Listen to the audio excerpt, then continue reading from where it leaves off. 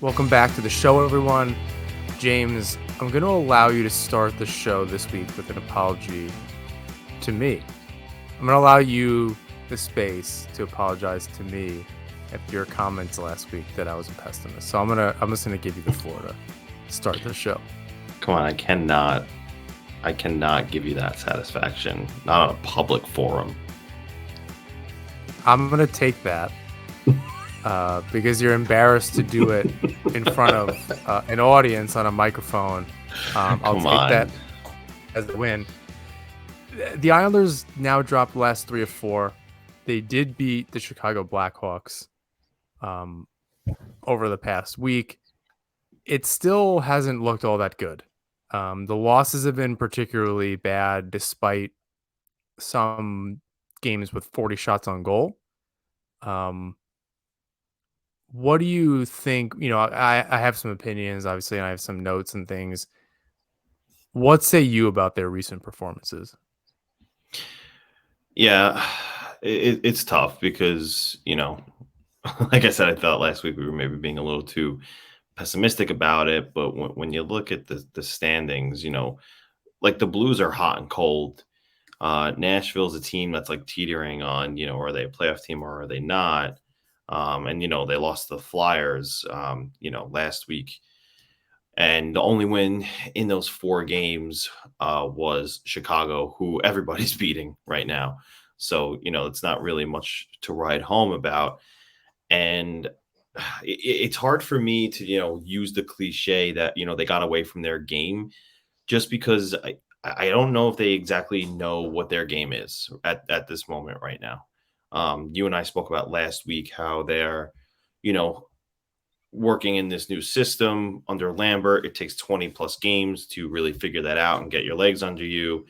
And at this point, inching closer to 30 games into the season, they probably should know the system a little better by now. And it just feels like they're still trying to figure it out. Now, there is a bit of an injury bug, but albeit like there's not, you're not missing Brock Nelson, you're not missing Matthew Barzell, you're not missing Anders Lee, Noah Dobson, like you're not missing your top dogs. But speaking of top dogs, some of them aren't particularly playing that well right now, such as, I'll throw it to the tandem of Pelech and Pulock.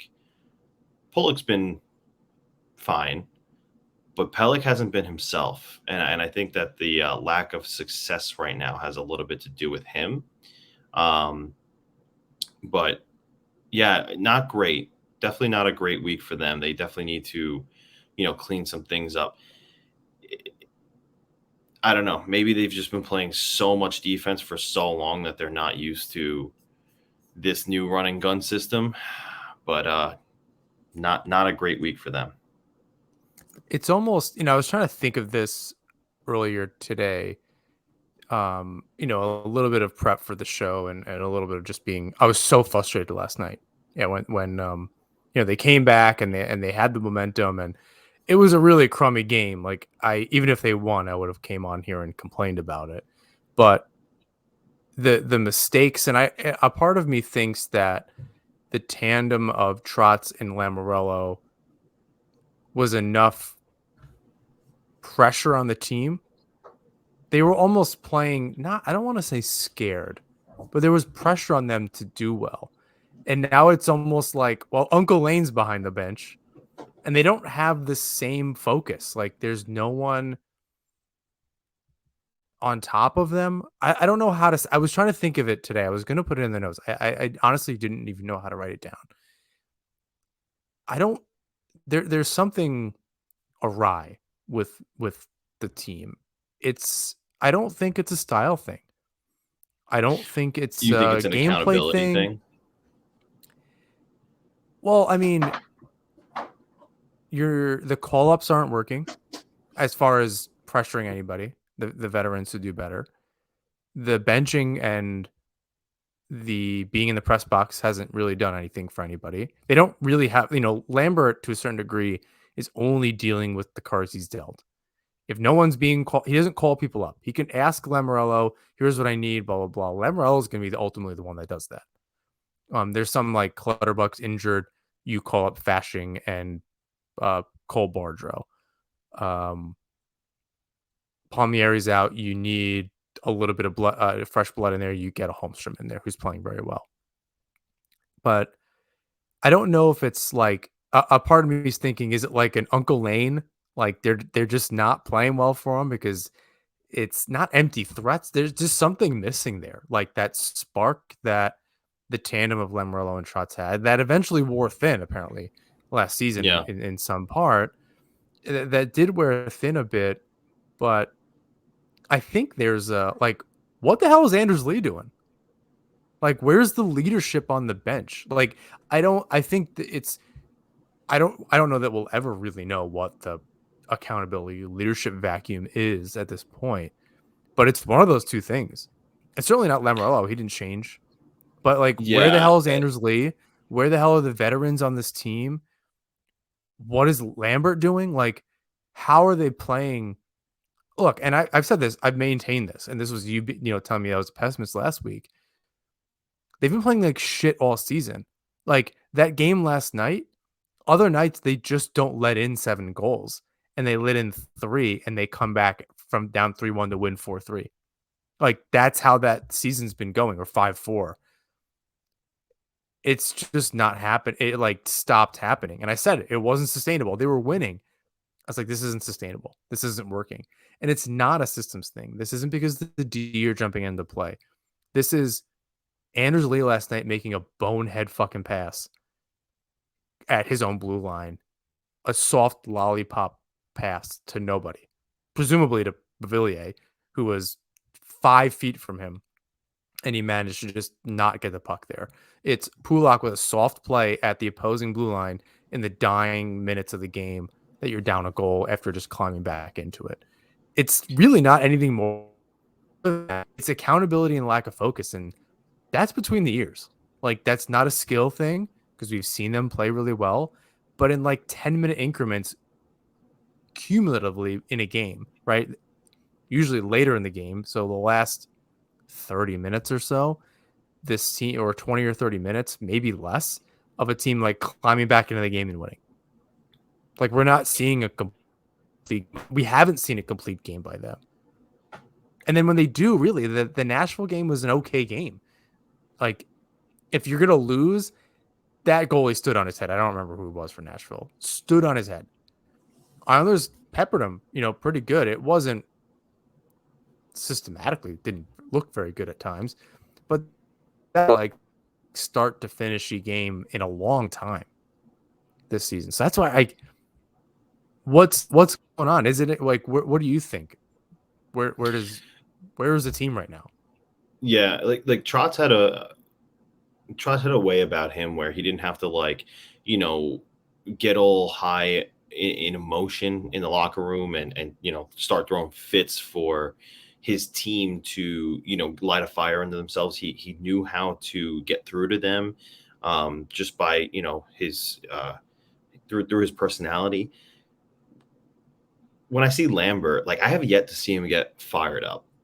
I don't know about you, but I've yet to see him get fired up about anything. And maybe he's a little more like Trotz in that way, but whatever he's saying, however he's saying it, is obviously not working the way it did for Trotz.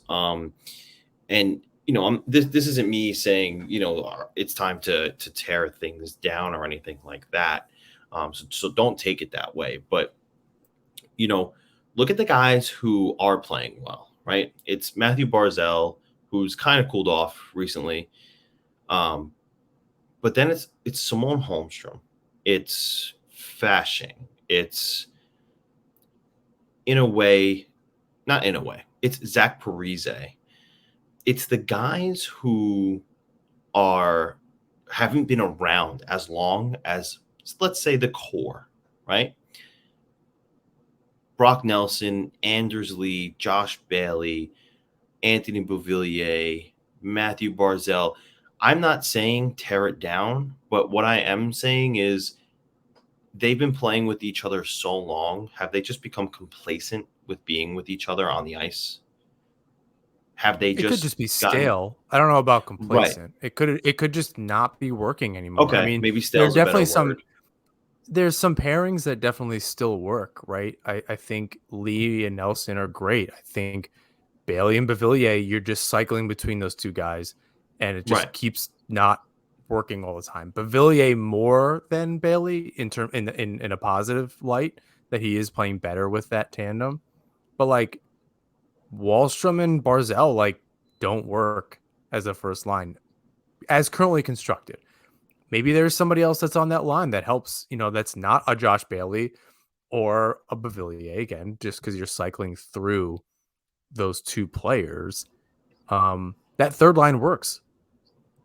That P3 line, Parise, Peugeot, Palmieri, and right now Holmstrom. Um, even though Holmstrom hasn't, I don't know that he's gotten on the score sheet. Maybe he has an assist. Either He way, does. that line is working, right? Holmstrom's showing flashes of playing really well. I think, yeah, I just something isn't the chemistry just isn't right. Like they need a pretty good shakeup there. On D, I Yeah. think they were able to get that with Romanov and Aho and part possibly Salo, and that was a pretty big shakeup. On offense, they really need that. So when you say they need a shakeup, and you could tell me if you don't want to talk about this yet, or if you have it for marked down for later, but are you saying that there needs to be an external import or a call up? Like, what's your pulse on that? I mean, we can go a little bit of out of order here, but we had a question on from Twitter. Keith O'Brien, he's been listening to the show for a while, but he asked, the offense has been good this season, but is it realistic to think that this is the year Lou steps up and brings in a guy to team up with Barzell, or should we give up on that dream? And I I don't know. I was thinking about this. We only posted it a couple hours ago, so I was, I've been thinking about it since then, and I don't have faith in Lemroll in the offseason, but in season he has been known, and with the Islanders, to make a move. Now you can be upset about the lack of moves at the last deadline. I think holding Varlamov was great, so I really don't want to hear that. Um, Clutterbuck was interesting to hold on to, but maybe he's a glue guy on this team and locker room stuff and blah blah blah. Although something's gone sour, so it's whatever he was to this team, he isn't anymore. As that fourth line clearly needed a guy like Hudson Fasching, to step in here and just kind of give it a little bit of life next to Cizikas, who's always motoring and really needs somebody. I I would say something from the outside. I think I just maintain that as much as that makes sense, I don't know where are you sending, how are you opening up the space? I don't even want to call out specific players. I don't even think that's a worthwhile exercise. We can just say that it's not working with Bavillier, Bailey, whatever. Right? You can name those two players straight up. I think that's fine. I don't want to talk about who we need to trade, because it's you have to open up that space somehow, and I don't really know. What do you do? How are you doing? You're not waiving those players, right? That's just not an option. Um, are you? How would you trade them? They're $4 and $5 million players with another year So after this one. I know you don't want to name specific players. One thing though that I have been thinking about, that I've been contemplating, is there are two players right now who, in my mind, could use fresh starts on the Islanders. That's Anthony Beauvillier. I think that he would 100%. benefit from a fresh start somewhere else. In Vancouver, Brock Besser needs a fresh start as well. And I'm wondering if there's a way to work out something there. Brock Besser is, he was supposed to be a goal scorer, and he hasn't hit a 30-goal season yet, although he was on pace for one in the COVID shortened season. Um, had a really tough time last season because he was going through, a situation with his family. His dad was, unfortunately, dying and ultimately passed away. But then once that, was behind him, you saw flashes of greatness again from him. It was something he wasn't having to deal with off ice. But this year, Vancouver's a friggin' mess. And, they have the pieces to continue, to not have to completely rebuild, but just retool, right? 23-year-old Quinn Hughes, 22-year-old or 23-year-old Elias Pettersson. Like, they don't necessarily have to rebuild, but they could retool. And I wonder if they could work out a scenario where Brock Besser for Anthony Beauvillier becomes some kind of swap, and you get your goal scorer who can bring a first line presence next to Barzell. Mind you, though, that's the first and second place Calder trophy candidates in Matthew Barzell's rookie year. You wonder if that can work out. And the cap hits aren't the same, but the difference is $2 million and change, and you could make that work. So I know you don't want to name drop, and I know we all saw the Patrick Kane tweet the other day from Tab Bramford of the fourth period, who said, Patrick Kane's always been on Lou Lamoriello's radar ever since the days of since he was the GM of the New Jersey Devils. And, it's definitely something he's still interested in and has asked about already. I know we all saw that, but I'm looking at, there's no way. There's no way anyone knows that. Like, interested. I just, and just being like, oh, I like him as a player. And because I've seen how comments get taken, like how the headline says one thing and then the player is like, oh yeah, that'd be cool. I'm not or gonna or Lamoriello would say like, oh yeah, that would, like, yeah, Kane's a great player and blah blah blah, and I respect what he's done, and he's a USA Hockey guy. Lamoriello's a USA Hockey guy. I think there's Like, something to be said. He covers the Blackhawks. I think there's something to be said that he didn't hear it from Lou, but he might have heard it from someone in the Blackhawks organization, because he could have been continually asking about it. And although we're not supposed to know, look, I'm not going to debate it. You could be right. I'm just saying Tab is reputable, and it's something that he said. I know we all saw the Patrick I'm not Kane trying thing, to but discount I don't it. want to. It's I don't just want to about lose the the Islanders. point here. Yeah, I know. I just don't want to lose the point here. The point is, I think the fresh starts between Beauvillier and Brock Besser, I feel like that could be something that works. Now, the other thing is, and for some reason or another, there is still that whisper that the Islanders are not targeting a forward, but they are still involved in a Jacob Chikrin thing. And we said it last week. We don't have to rehash it, but we're totally missing the mark if that's what we're trying to do. We have defensemen, although I don't know, could we use an extra one because it's thin after Aho? Things kind of cooled off there.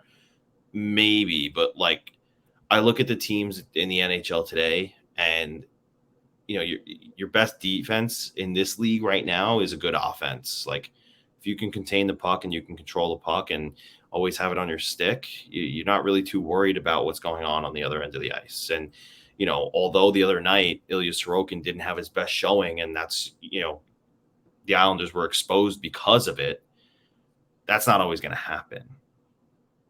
So I don't know. I do. No, but he's playing like out of his mind. This is Sorokin this season with the Islanders is a lot like the Rangers last season. Yeah, I totally just like agree. He's playing out of his mind, and he's definitely capable of that now. His second year in a row playing really well.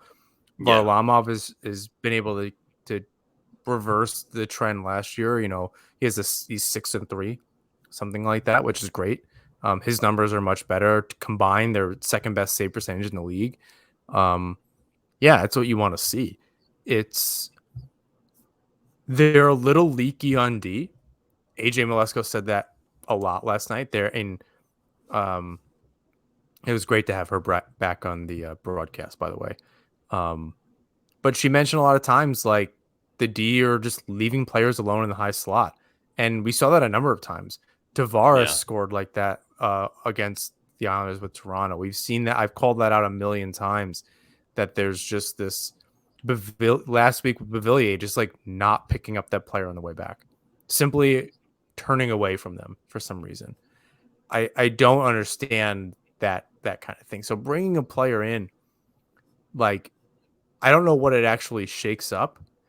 Like I said, I think it's like, yes, do they need help? And like, this isn't a, sorry, I'm saying like a lot. They need more offense, like more sustainably as a group. Some of that is like Palmieri was actually heating up and contributing. Um, it's really just Bavillier and Bailey on that in that top six not doing much. Wallstrom's been hit or miss too, so I don't want to ignore that. But I think that definitely adds something, but isn't going to solve the problem. The problem is a lack of focus. They're playing like shit. Eventually, we just can't have a show anymore because that's like all I have to say about this team.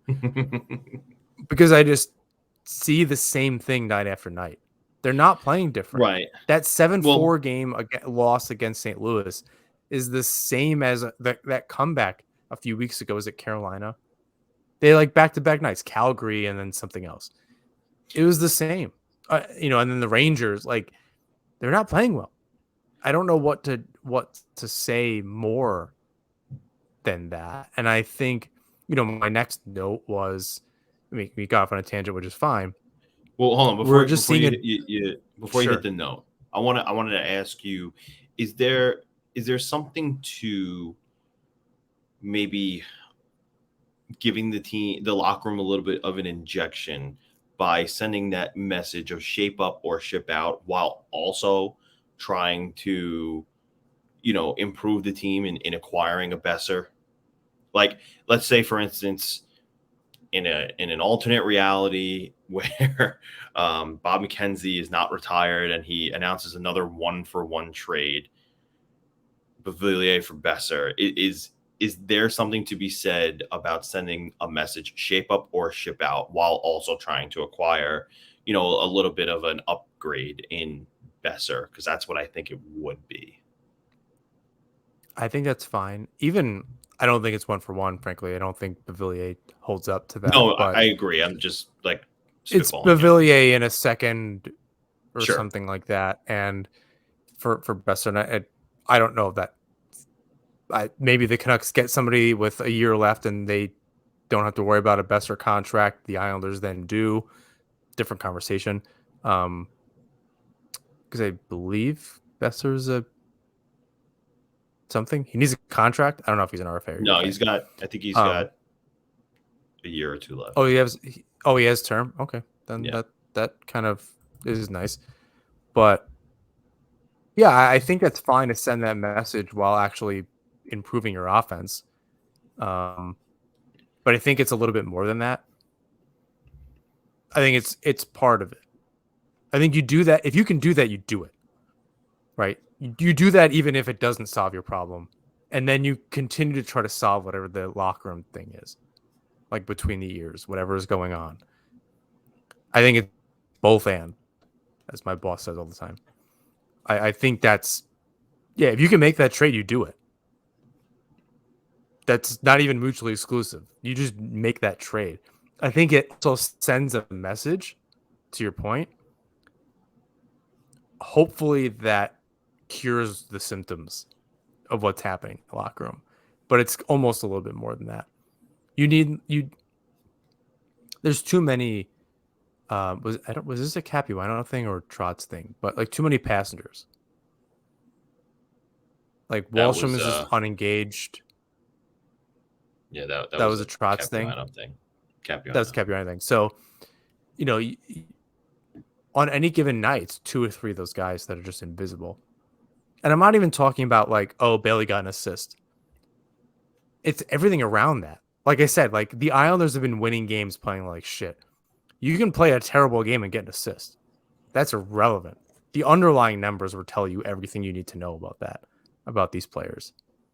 And that's primarily what I think, what the problem is. So yes, in short, yes, you make that trade.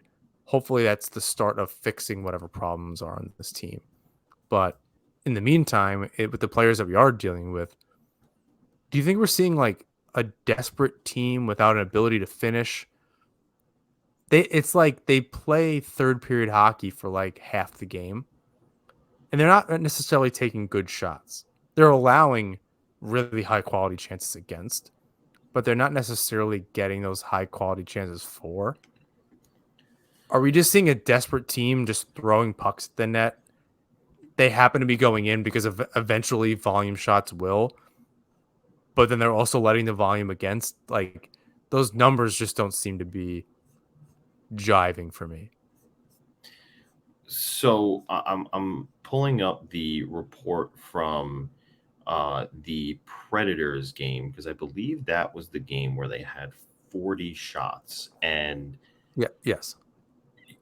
it's very interesting to me. Actually, I think I could share this too. I'm going to put it up on the screen. I'm looking at uh, don't mind me as I'm trying to do this for the first time on the fly with on NHP. Yeah, here we go. Look at this. Look at this shot counter here. Look at not shot counter. I'm sorry. Look at this heat map here. Seemingly, the Islanders had a bunch of chances at the top of the crease, five or more. Right. That's what the indicator shows at the bottom. And then it's pretty sporadic, right? You don't have too much below the dots. You don't have too much, uh, to the left and the right of the crease. It's really just, trying to, I guess, where that Anders Lee zone. It's the left point, and then everything else is kind of just from wherever, you know. And you look at the quality, you look at the chances, the quality of chances for the Predators, and theirs are low percentage chances, right? Not many, in tight. So and they end up losing this game. So I don't know, maybe they got goalied this game. Um, but it does, and this is at 5-on-5, mind you. I could change it to at all strengths, and yeah, again that Anders Lee office gets a little darker, but everywhere else, is relatively light. And what I mean by light is that's less shots from those areas. But look how widespread that heat map is. Right, they're coming from a lot from the blue line, a lot from above the circles. And then it starts to get a little bit slimmer as it goes below the circles, and then just really hyper focuses to above the crease. So, it's interesting. I'm not quite sure what to make of it. Maybe they got goalied that game, but the statistic that came following that was the first time in 4 seasons that the Islanders had consecutive 40 plus shot games. They never did that under Barry Trotz. So Yeah, but you're not. Doesn't mean that doesn't indicate that they played a good game. no. And I agree with you. That's why I showed the map. Um, the only quality they had five or more chances at 5-on-5 at the top of the crease, but then all those other 40, let's call it 35 shots, the 35 shots from the rest of that game were essentially, low quality chances, low danger chances. Yeah, I because we definitely wanted more shots. When I'm thinking back to the second um, Tampa Bay series in the playoffs, we were dying for more shots on goal. The odd man rushes, the Eberle 2-1, a game winner to win it 2-1 in some of those games. Obviously, Game 7 they lose 1-0 on a shorthanded goal. Clearly, I'm over that. We definitely wanted more shots, but I think we just wanted more shots with the same mindset. And now it just seems desperate. All those shots are like good and they're getting rebounds and they have players in front, but they're often not sustaining very much pressure. It's a lot of one and done. So that's why those heat maps like tell part of the story. I saw a lot of shots on goal and they did again, that was a game where it was actually decent. Right? That was the exception out of the three losses really out of the season so far, or even the wins, where they played a pretty sustained game. They didn't really like it was all game. They played pretty well, and Yeah, you know what? I'm looking at the analytics here, and you're right. the the high danger Corsi for percentage for the Islanders that game was a 76.919%, which is kind of insane. The expected goals for was 73.24%. The Predators were mid 20s for both, or low 20s for both. Feels like the Islanders probably should have won that game. They must have gotten goalied. yeah, no, they definitely did. That goalie played out of his mind, but their goalie just didn't have a good game. Like Now the does Sorokin didn't have a good game, or I can't remember who played, but Now, here's the thing, though, right? And I feel like, again, this is a conversation we've been having for years, pretty much. But does the lack of a true finisher contribute to that, right? Because you have a bunch of guys who could put the puck in the net, right? But does a true finisher help overcome that obstacle of when you're getting goalied? You need the guy who's going to put the team on his back and know how to score. And I think of Phil Kessel. Phil Kessel was that guy for years for whatever team he was playing for. You need a goal, I'm going to go out there and get it. Islanders don't have that guy. well, I think it's really just because Nelson is that guy largely. I get really excited when he gets the puck and the Islanders are down, or they just need a Okay, goal, I can or respect that. whatever. And frankly, once Barzell, there was a game. Kurz wrote a great article. I retweeted over the weekend, and I had a big long thread of comments to go along with it. I can't remember if it was 9 shots or 9 shot attempts in one of these games, but like that should be every night for Barzell. You were saying that he's shooting more, Oh shoot yeah, more than that, he had 9 and shots. I think that's great that he's shooting more, but it's not enough. Um, I'm For more Barzell, concerned for Barzell. Clearly, no, like no, he I had think shoot 9 the puck shots the other more. night. I shoot He's more. got more. He's got more shots on average in his career right now. I'm sorry, he's got more shots on average per game this season than he does in his entire career. Like he's shooting the most he's ever shot. And he has 2 goals. 3 goals? 3, I believe. 3. That's I mean, again, that's throwing it at the net and not being smart about it. And that's my problem with the rest of his play. I like look, he has his assists, and it's when it's working, everyone just points to like, oh, he's playing. Look at that. That was a great assist. That doesn't mean that he's playing well the rest of the time. That's kind of the problem with points sometimes. I don't know what his plus minus is or his Corsi or any of that, but you're looking at a player like that Pulak play, that Lee play. Barzell does that a handful of times every game where he's trying to do too much. And oh God, it's so frustrating because he's like making these turns and trying to bob and weave through no one at times. Um, he just wants to skate with the puck instead of try to make a strategic play towards the net. And it works sometimes. 20 something times it worked, but that's once a game on average that it works. That's a lot of other plays that lead to turnovers. Like I'm just not seeing I'm not looking at him as a player and going, "Wow, he's so good." He has flashes of I it, but I don't see it. look. I have to say, and like the more I study analytics and the more I learn about analytics, I'm learning that sometimes there is absolutely something to the eye test. There's absolutely something to the analytics, but like I'm looking at it, like he's far and away the Islanders' best player right now, not just like by stature, but like on paper, right? He's leading the team in Corsi for percentage, which means he's on the ice for more chances than he is against at a 55.3%, which anything 55 and over is considered quote unquote elite. Anything 50 and above is good. Under What's that is happening bad. in those shots against? What's happening? Where did something he did lead to that? That's what I'm seeing. Is that 45% of the time that it's a shot against, right? that's the other half of that. He's turning the puck over. That's my problem. It's not that he's on the ice for a shot against. He's literally causing the opportunity to go the other way. He's giving them an opportunity. He's turning the puck over, whatever the case, making a bad pass, So forcing a play. it's almost like you're saying, which I could understand, that even though he's not doing it, even though he's on the ice for more opportunities for, the ones he's allowing are really bad. And the one he's getting aren't going into the fucking net. So it doesn't work.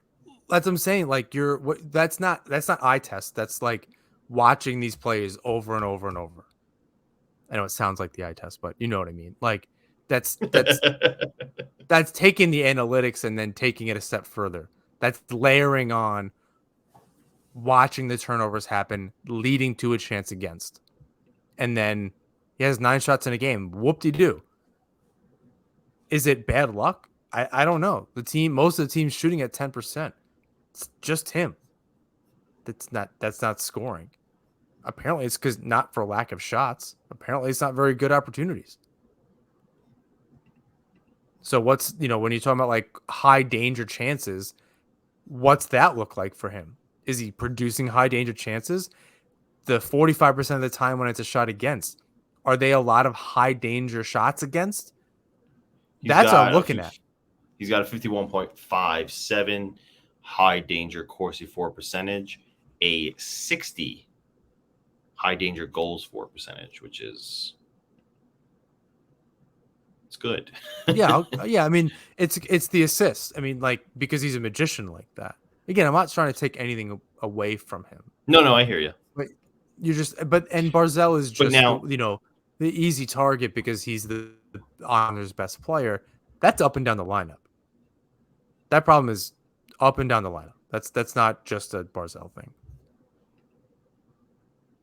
But now, and I think about, we spoke about Kyle Palmieri last season, who, couldn't buy a goal, but he was playing well on the ice. We spoke about Zach Parise, who couldn't buy a goal, but he was playing well on the ice, right? Matt Barzal is in that same boat. We looked at the shot percentage for Kyle Palmieri in his career. It was something like 12, right? And he was shooting at like a 1. We looked at the shot percentage for Zach Parise, something similar. And at that moment, it was like a 1, or less. Right now, Matthew Barzal is shooting at a 4.4% clip, shooting percentage-wise. And his career shot percentage is 10.6. So, again, I do expect that to regress to the mean, which we talked about last year, and it did for Kyle Palmieri. It eventually did for Zach Parise. If he just keeps doing what he's doing, those goals might come in bunches. Like, even we said this last week too. It was a different article that Kevin Kurz wrote about, someone asked the question, what's up with Barzal? Can he still hit 20? He said, I think he can, right? I understand, your point in saying like those goals just aren't going in, but I think he's been more unlucky than he's been good. Bad, you mean? Unlucky Sure. than bad. Like he's not playing poorly. Yes. He's just You're unlucky. Right. Yes, you're right. Yeah, and that's fine. And I realize you're like poking holes in all my arguments, so great. But I think sorry. No, I think that, I mean, that's why we have 2 people, right? It's not just me going on a rant and it not meaning a whole lot. I don't mind being wrong necessarily. I think maybe it is more of an eye test than I'm giving it credit for, because I do appreciate the analytics. I do like looking at that and feeling like, oh, okay, it's not as bad as it looks, or it is as bad as it looks. So I think what you're saying is it's not as bad as it looks, and they can regress to the mean and start winning these games, but there's something else going on. Like something is, even whether or not the analytics and like the goaltending's good and all this other stuff, something is happening. Like something is going wrong. Maybe it's more on the defense or the defensive side of the puck than we're used to. I don't even know how to. I'm not good enough of a hockey mind to look at the Islanders defense and know what's actually going wrong. I can see them Well, it's not covering people in front or making bad plays. I don't systematically, like, I don't really know. I don't know what I'm looking at necessarily. I'm confused at times. It seems like there's a lot of running around and they're out of position, but I don't know what the system looks like. And I can't identify that. It just looks like shit. That's all that I I, can point. That's all that I can I point would to. argue that, obviously, how many shots did they give up against St. Louis the other night? I have no idea. The thing is, they didn't used to do this. They didn't used to give up a plethora of shots, and again, they're sacrificing maybe a little too much now in their defensive zone than they used to. Right? They used to limit the chances in the defensive zone to the outside primarily under Trotz. They're I think they're trying to replicate that, but when you're looking for more offense, you tend to cheat a little bit and you allow a little more. And I think that's what we're seeing, right? I'm looking at the heat map here, and look, the majority of chances, and here we go again with this map as I'm going to show you, the majority of chances that happened for the Blues came right in the slot, right at the top of the crease. Like, look at those chances. That dark blue area is all below the hash marks, or majority below the hash marks, or at the top of the crease, right? They're not limiting the shots to the perimeter. They're now allowing the shots to come in these high danger areas below the dots, between the hashes. Like, this is not the way it used to be. Now, on the other end of the ice, it looks like they did the same thing as well. And they did score. They scored 4 goals. However, they gave up 7. They gave up 7 because they're not clearing bodies from the front of the net. They're not blocking shooting lanes anymore. They're not keeping those shots to just the perimeter like they used to. Heat maps, I bet if we compared a side by side from last year, they would look a lot different on both ends of the ice, though. And that's the important thing here, is to remember that they would look a lot different on both ends of the ice. So, one of the things about, there's a lot of conversation about this new age NHL this season. Scoring is at an all-time high. 3-0 leads are not hard to come back from, apparently. It's happening all the time now. 3-goal leads are no longer safe. You used to be able to mail those in. It has a lot to do with the fact, in my opinion, that teams are changing their play style to like I said earlier, the best defense is a good offense. Have the puck on your stick. And the Islanders, from what I see, they play a lot off the rush. Most of their offense is created that way. However, how do you get these good chances? Open shooting lanes. How do you cause traffic in front of the opposing goaltender? You have to get the puck in the net. I'm sorry. You have to get the puck in the zone. You have to set up and cycle the puck, cause defenders to be forced to move from their position, cause shooting lanes to open up by cycling the puck well, make quick, snappy decisions with where you're going to pass it to. Is it going to go to the point, or is it going to go below the goal line to set up the play? Where is the rotation going to happen between the skaters, right? These These things players just aren't don't have that happening. anymore. But that's Whatever's my on the point. Islanders top 6 in particular just doesn't work like that anymore. And so That's not that team. that's my point, right? The Islanders have a bunch of grindy, um, hard-nosed players, and a sprinkle of Matthew Barzal and Anthony Beauvillier who can let it fly. They need more of the Beauvilliers and the Barzals, and don't murder me for saying the Beauvilliers. It just means because he can skate. They need more of the creativity that those guys bring, and less of the, the grinding mentality. I look at the, I look at the,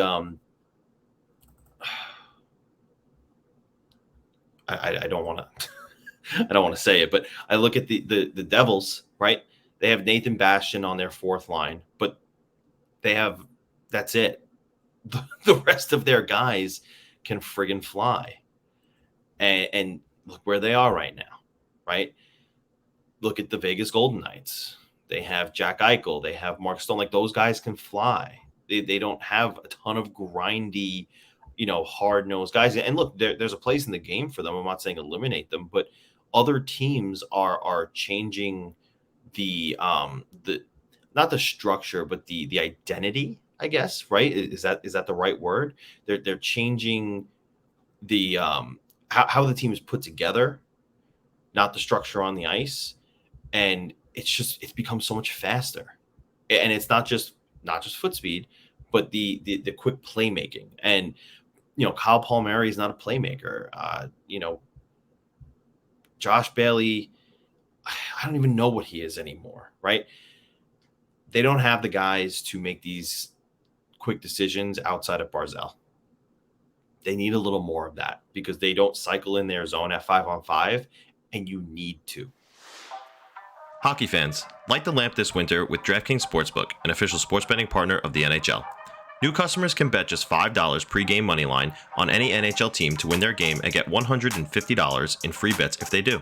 If that wasn't enough excitement for you, you can turn smaller bets into bigger ones with same-game parlays. Combine multiple bets like which team will win, how many goals will be scored, and more for your shot at an even bigger payout.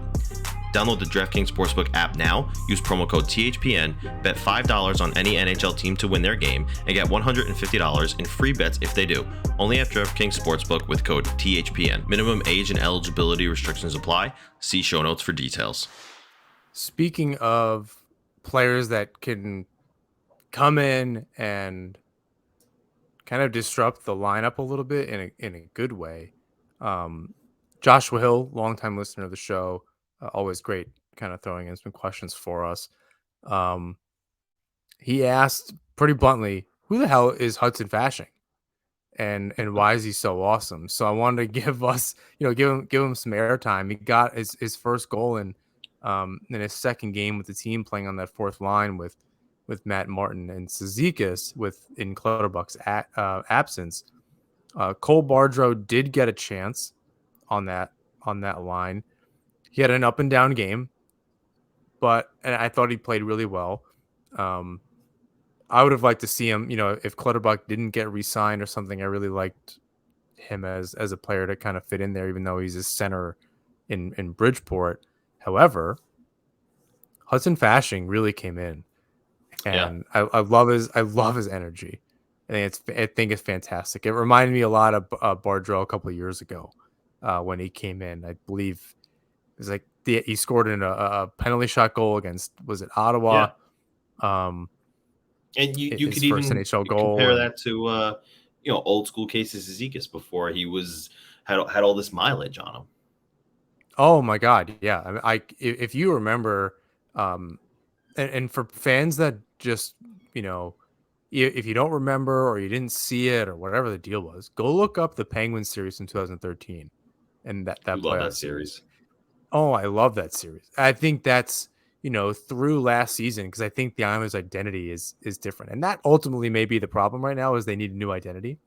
But from 2013 through last season, so through 21-22, the Islanders' identity was started really in that series. Maybe even 2011, frankly, just with that like toughness and energy and all that kind of stuff, just didn't really have the personnel.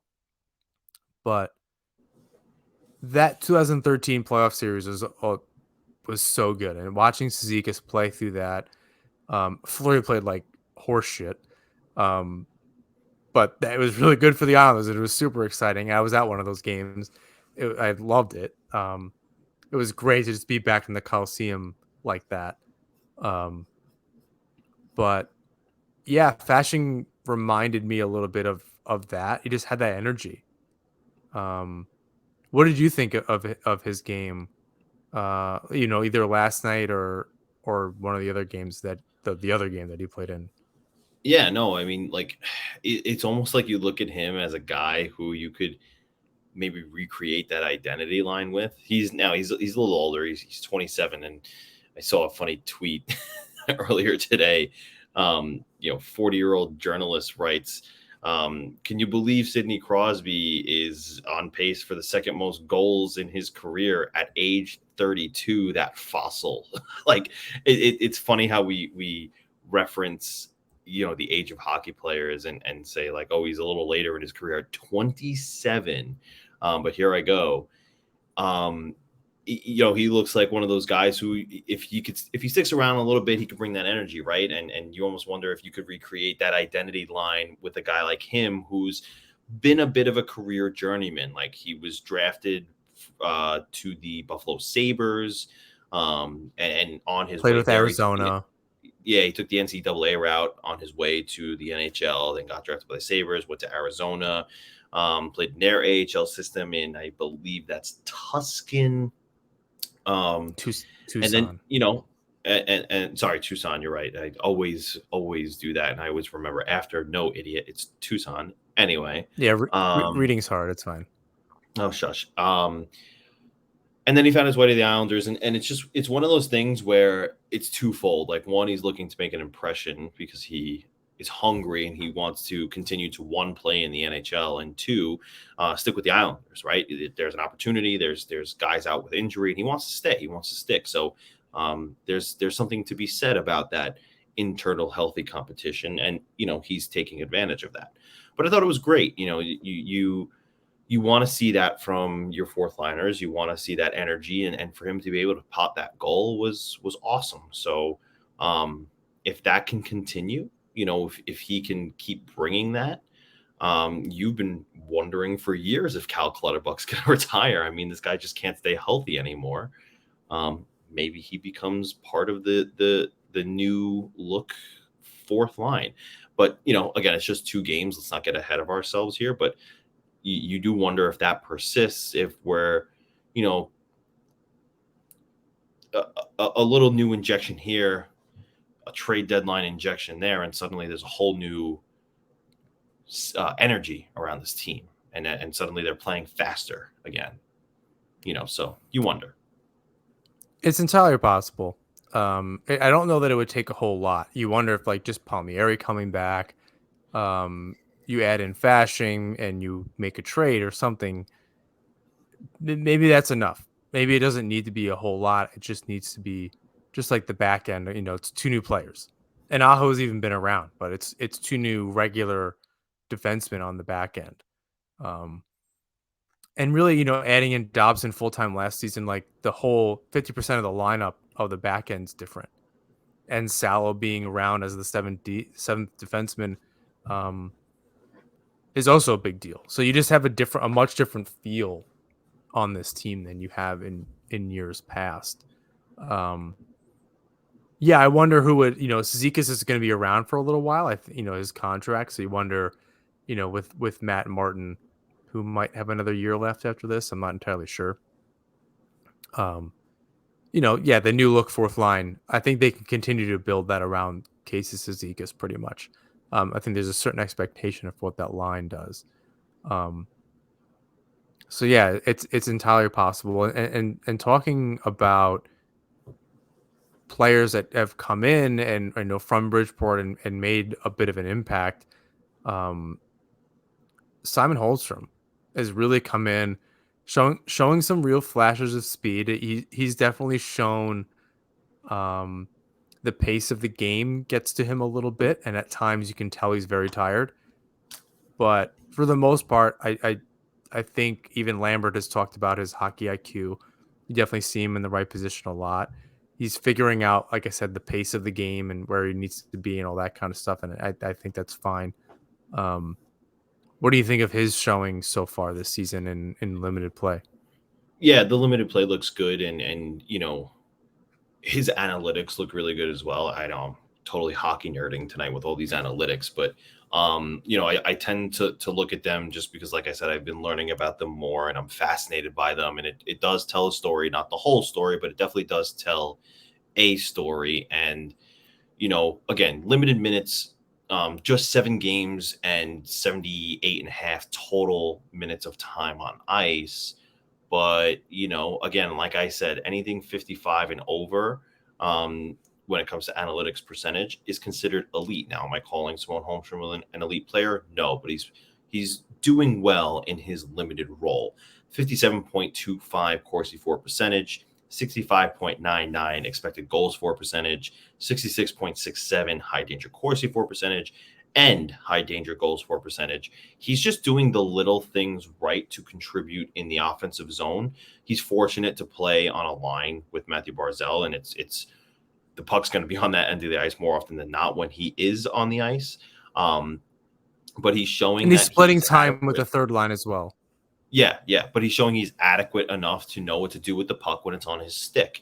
So listen, I think it's been great, and you have a guy now in Holmstrom who, before he stepped foot in the NHL, we were wondering about this guy, and now you have a guy who you can depend on to, if you need him. Again, it's just 7 games. We don't know if he's going to get sent back down. We don't know. Maybe he'll stick, but now you have another NHLer in the mix, and that's only a good thing for the Islanders. Some have compared him to the good Josh Bailey. Chose my words carefully there. The good Josh Bailey, when he was, lighting it up for, I think he had 70 plus points that year. Obviously, he's not going to, Simon Holmstrom's not going to have that goal total right now or that point total right now. But someone had said they see flashes of that, right? A Josh Bailey-esque player. So, and you take that, right? You take that from a guy who we had lost hope in and didn't think anything was going to happen with that prospect. Another first rounder that wasn't going to work out. But, looks good for him. The analytics look good, and he's taking a good advantage of the opportunity he's being given. So I'd like to see him stick around. I hope that, when the team gets healthy, he makes it hard for the organization to say, okay, we're sending you back down until we need you again.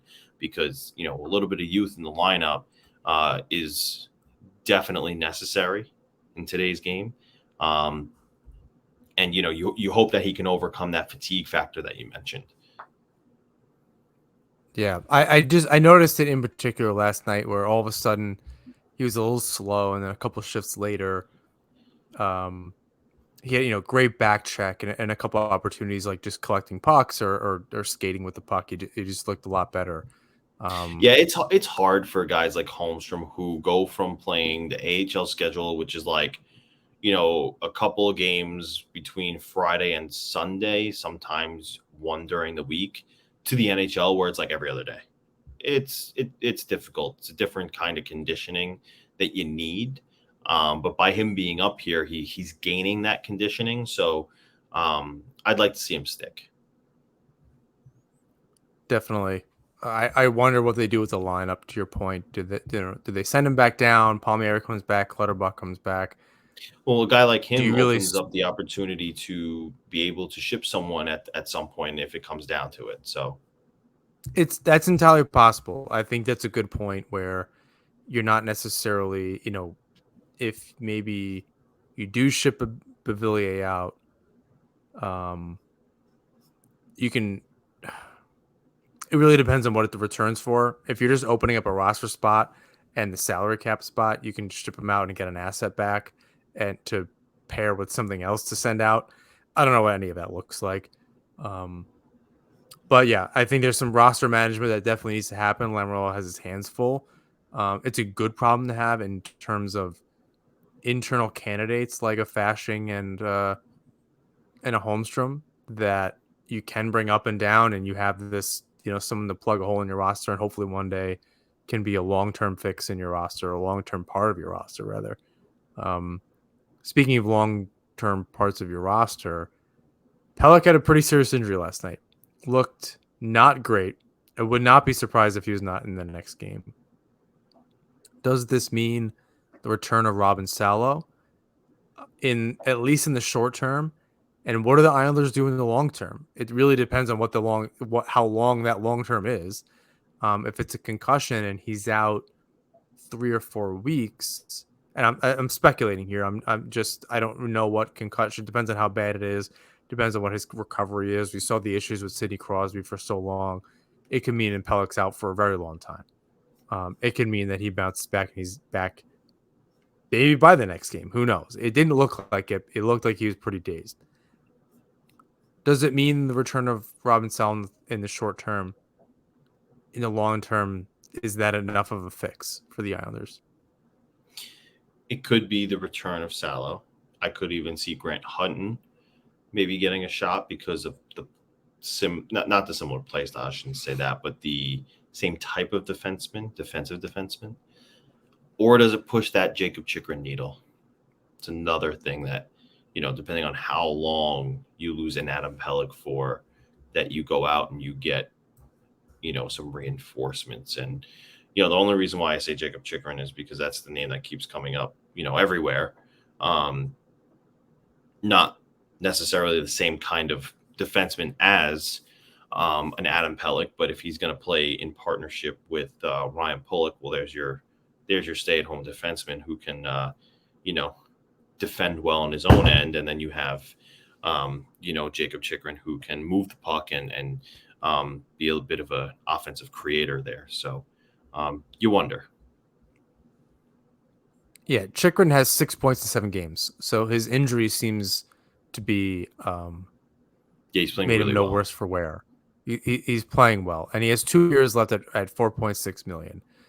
I'd like to see him play some more games. I want to see if what he's doing is sustainable so far. He had 21 points in 47 games last year. He has 6 and 7 this year. And 3 of those are goals. So he's playing really well. He might even be on pace in terms of games played to have his best offensive season. Which is crazy because he almost had 20 goals a couple of years ago. Right. In 56 games, he had 18 goals. I'm back and forth on him. Again, he's a right-handed shot. The Islanders are pretty okay on the right side. Pelech's a lefty. I'm pretty sure he's a righty. Am I making that up? I'm going to check. You talking about Chikrin? But Chikrin. Well, we've had this conversation before. Feel like he's a left shot. He is a left shot. All right, so maybe that makes sense, and then you're bumping. You have an extra defenseman. You can bump Romanov. Well, it really depends on how you look at the roster now, because Romanov's playing with Mayfield, and Aho is playing with Dobson. If it's Chikrin, Dobson, and depending on how long Pelech's out, Aho can play with Pulock. Romanov and Mayfield can stay together. That's a pretty good fix. The Islanders don't exactly have that cap room. It's close. Closer to the trade deadline, they will. But they definitely need to. Their deadline cap space is almost $11 million. But, and don't ask me to explain how they get to that. I know it accrues over time. That's about it. But that's about as much of an explanation as I can give you anyway. If they're also going to add something on offense, they need, they're also at the roster limit at 23. So they'd have to pretty much guarantee players are going to be out the rest of the season, or at least until the playoffs. So that's another issue. Unless, Holmstrom and Fasching go down to back down the Bridgeport, that's 2 roster spots, but that still needs to be filled by a player, which would be Clutterbuck and Palmieri. You would need to figure something else out. You are sending a player to Arizona, presumably, as part of that deal. Is that worth it for you? I don't know. I don't know how you make that work. I don't know how you justify Beauvillier for Chikrin, even if it means that Pelech comes back in your lineup and Aho sits, which would look pretty good in the playoffs, to be pretty honest. But then your offense is seriously hurting, even with bringing Holmstrom back. You're still looking for somebody there. Like, Holmstrom fills the role at or better than Beauvillier did, but it doesn't make your roster better. So that's still tough. I think the injury is interesting. It definitely makes that conversation different. Um, I don't know how you attack that, frankly. Because if Besser's available and you're having that conversation, but Chikrin's available, I don't know that they have the assets for both. It really depends on what they're asking for Besser. If they take Pavillier and a second, that's great.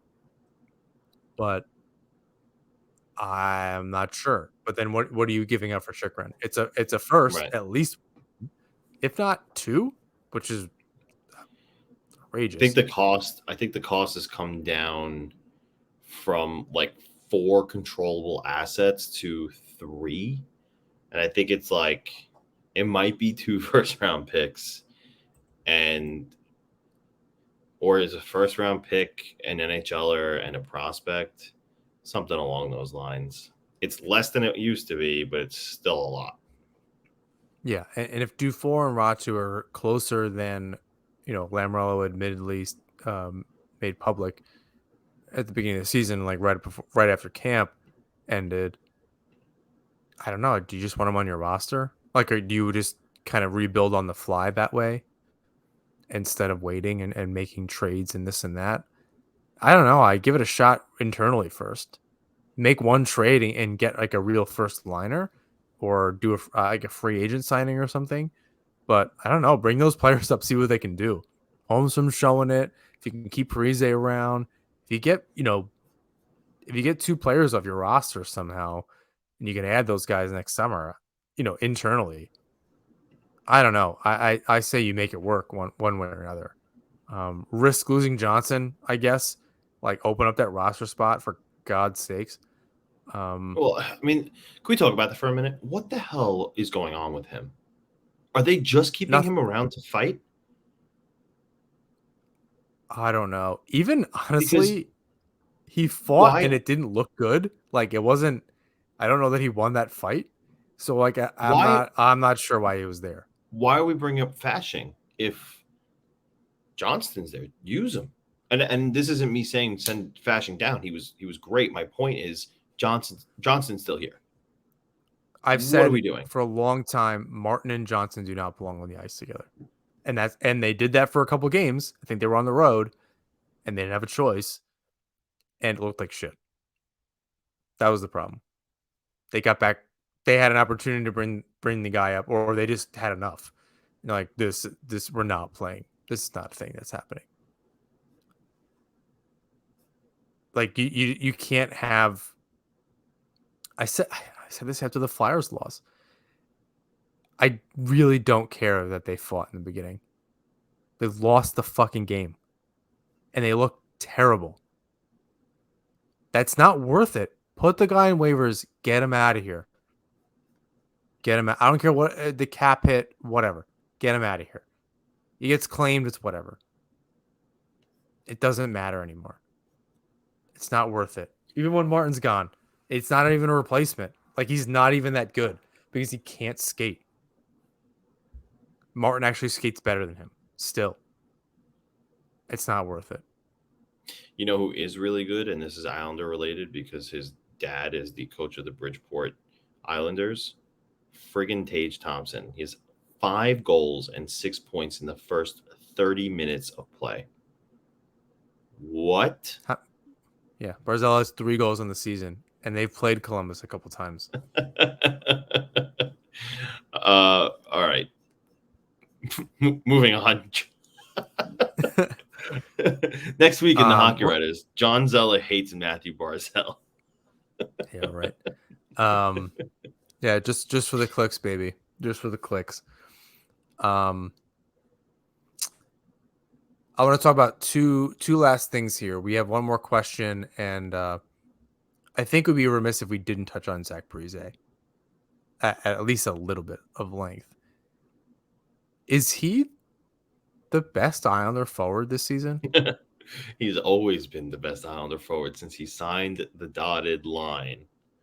He's most consistent for sure, but this season I think he's been the best. I think he's been the best Islander. Now, yeah. Correct me because you've been doing it this episode. Maybe his analytics suck, and it's just that he's scored 9 goals so far. But something tells me that that's not the case. He leads the team in high danger Corsi for percentage, 52.32%. He's second in expected goals for behind Matthew Barzell, and he is in Corsi for percentage. He's a little lower, but he plays in a checking role at 48.09. So he plays in a checking And he role. plays on the penalty kill. And he plays in the penalty kill. That's at 5-on-5 though. I'm just saying, like as an asset, right? As an asset, like he's far and away. And I actually think I was talking about this with somebody the other day, and then I think it came up in an article today by the Hockey News that he's like the best bang for your buck player in the NHL right now. He makes $750,000. It's like $100,000 a point right now. Yeah. And just to contrast his 2 seasons, right? Through 27 games last year, he had a goal and 5 assists. He wound up finishing the year with 15 goals and 35 points. Through 27 games this season, he's got 9 goals and 5 assists. And he's on pace for, I saw it earlier today, and I'm going to look it up because I know I saw it earlier today. But either way, it's leaps and bounds better. He's on pace for 27 goals and 43 points. So, I mean, $750,000 for 27 goals and almost 45 points. That's you take that, and he has not missed a game in an Islander uniform yet. Knock knock on wood.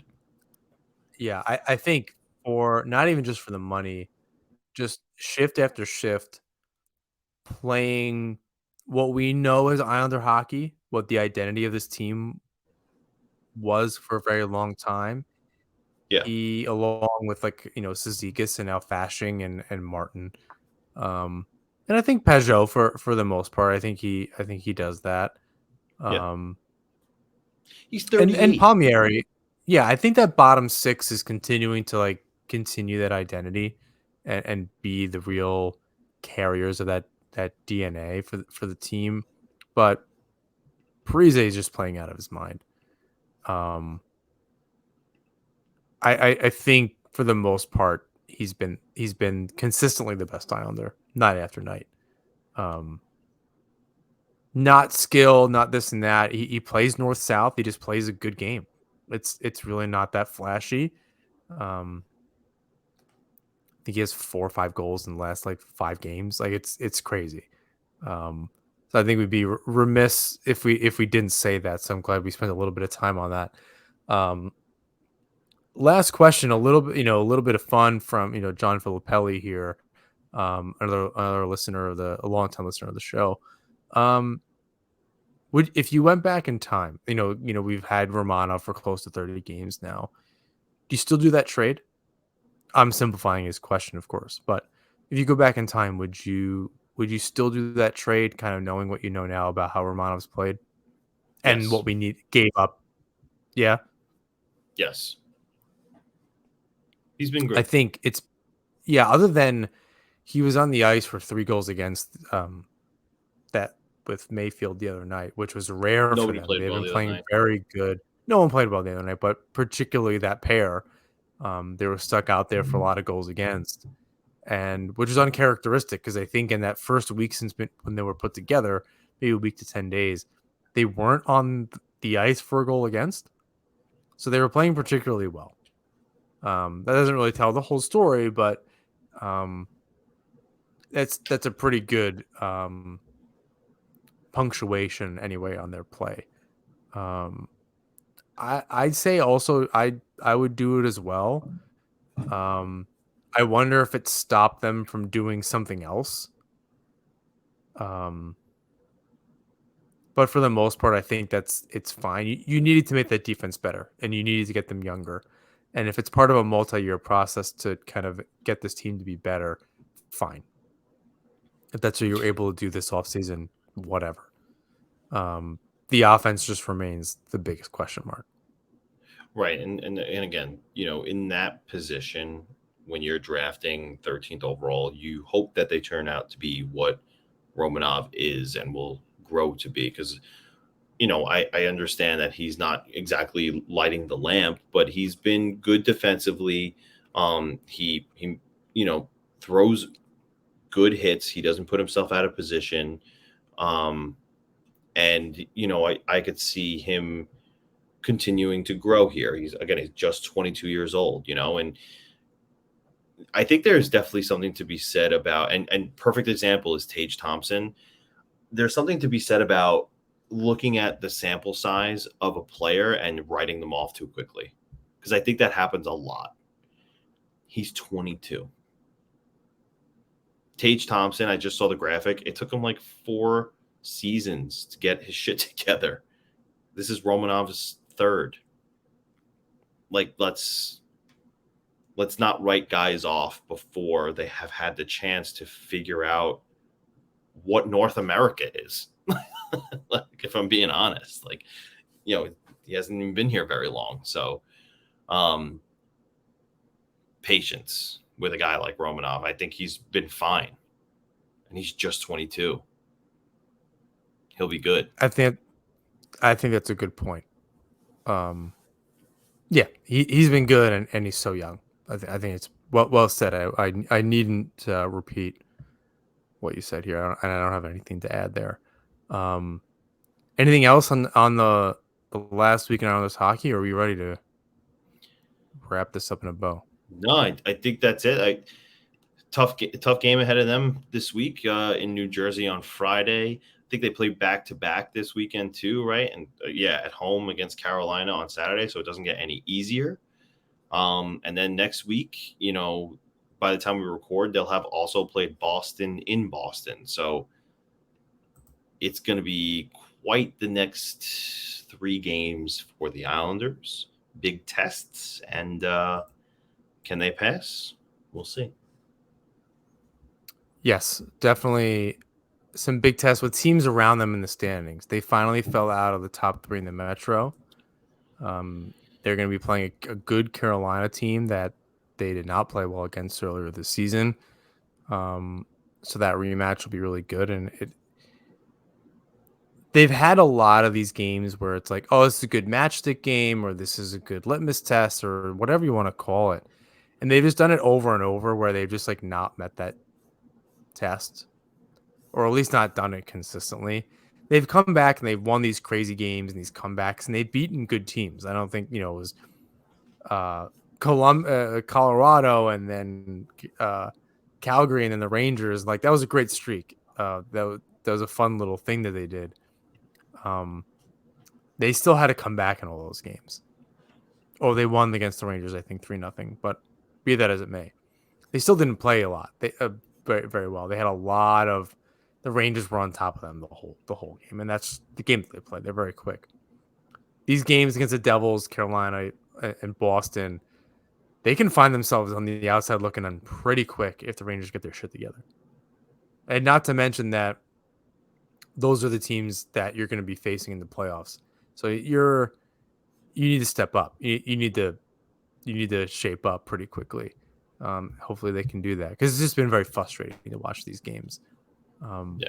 It's fun knowing that they can come back sometimes, and it does make it a little interesting, just like an entertainment standpoint. But it's frustrating by the end when you're watching these little mistakes kind of do them in, and then add up over the course of the game. It's very, very frustrating. In